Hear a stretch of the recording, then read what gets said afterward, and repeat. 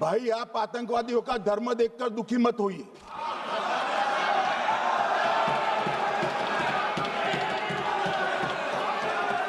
अखिलेश बैठ जाइए यार।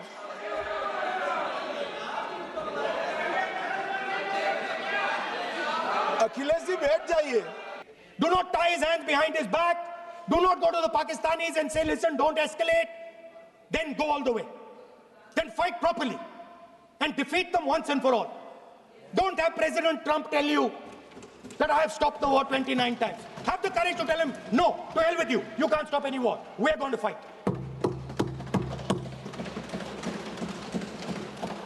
Speaker, sir, there is also I don't mean to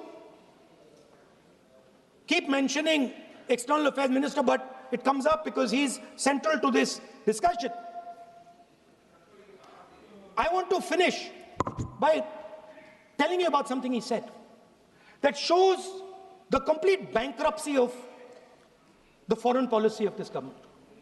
Please remember that not a single neighboring country, not a single country condemned Pakistan. Not one. They condemned terrorism, they didn't condemn Pakistan. This is something that he didn't say. Now listen to what he has to say. And this shows you the mindset of these people. This explains why in his entire discussion yesterday of 1 hour, the defense minister did not say the word China. This explains it. And let me read the quote from the External Affairs Minister. Look, China, are the bigger economy. What am I going to do? As a smaller economy, am I going to pick a fight with the bigger economy? It is not a question of being reactionary. It is a question of common sense. Meaning he is scared. And this is the point. The point is that we are now facing in front of us Chinese and Pakistani fusion. And it is a very dangerous time. As you can see, it is a very dangerous time. And we cannot afford a Prime Minister who does not have the courage to use the army the way it has to be used. We cannot afford a Prime Minister who does not have the guts to say from here that Donald Trump is a liar. He didn't stop India from fighting. Okay. He's lying about the planes. Okay. We need a Prime Minister who completely frees the army, frees the Air Force, frees the Navy and says, go, khatam karo kaam ko, like Indira Gandhi did.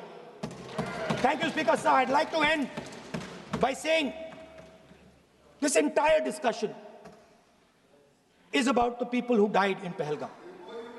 It is a tragedy, and it was very disturbing to me, again yesterday, where they were talking about everything. They were talking about Pakistan, they were talking about everything, but they did not mention the people who died in Pahalgam. Okay. So let me finish. Finishing. Otherwise, you are not allowing, sir, LOP. Only this time, only allowing. Other time, mic is not allowed. Sir, do not allow India to be reduced to a battlefield where large powers are fighting.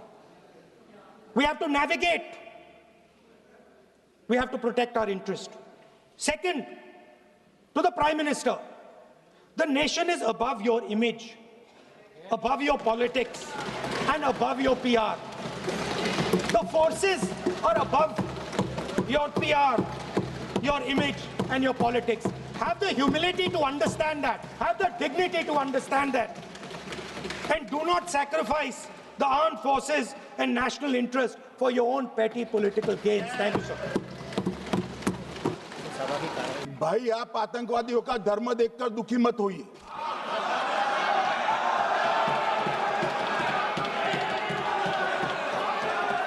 Akhilesh बैठ जाइए यार।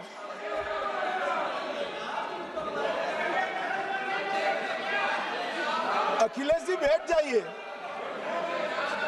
मान्यवर, किसी को संशय रखने की जरूरत नहीं है। बैलिस्टिक रिपोर्ट मेरे पास है। मेरे हाथ में है और 6 वैज्ञानिकों ने इसको क्रॉस चेक किया है। सुबह 4:46 पर फोन पर मुझे छेओं ने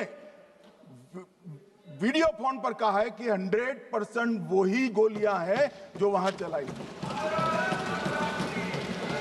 मान्यवर, ये हमारे देश की सेना, सीआरपीएफ और जम्मू कश्मीर पुलिस, ये तीनों का एक साझा बहुत बड़ा कामयाबी है, जिस पर 140 करोड़ को नाज होना चाहिए, देश की जनता को नाज। मान्यवर, मैं तो गया था वहां पर जब ये घटना हुई। दूसरे दिन इनके परिजनों को मिला था। 6 दिन की शादी वाली बच्ची विधवा होकर मेरे सामने खड़ी थी। आज तक मैं वो दृश्य नहीं भूल सकता। मगर आज सारे परिजनों को मैं कहना चाहता हूं कि मोदी जी ने ऑपरेशन सिंदूर से भेजने वालों को भी मारा और हमारे सुरक्षा बलों ने जिनको भेजा था उनको भी मारा, और एक ऐसा सबक सिखाया है कि आने वाले कई दिनों तक कोई ऐसी हिम्मत नहीं कर पाएगा। मान्यवर, मैं थोड़ा एनआईए की जांच के बारे में भी बताना चाहूंगा।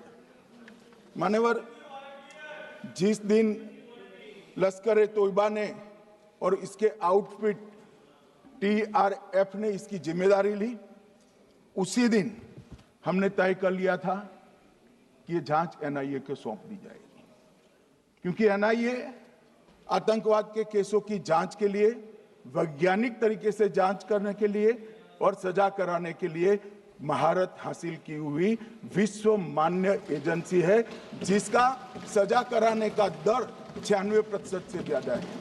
मान्यवर, हमने तुरंत ही इसकी जांच एनआईए को दे दी। हमने पूरी व्यवस्था की। सेना, बीएसएफ, सीआरपीएफ और जम्मू कश्मीर पुलिस ने कि लोग देश छोड़कर भाग न जाए। और मान्यवर, इसकी जांच की शुरुआत हुई। एक थकाने वाली बहुत लंबी जांच हुई है। जांच के दौरान मृतक के परिजन जो साथ में थे, उनको सभी को चर्चा किए गया। पर्यटकों, खच्चर वालों, पोनी वालों, फोटोग्राफर,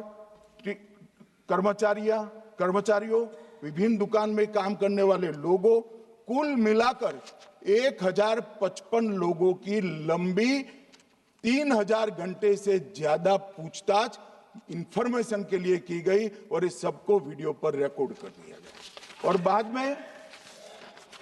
बाद में इसके आधार पर स्केच बनाया गया और ढूंढते 22/6/25 को एक बशीर की पहचान की गई।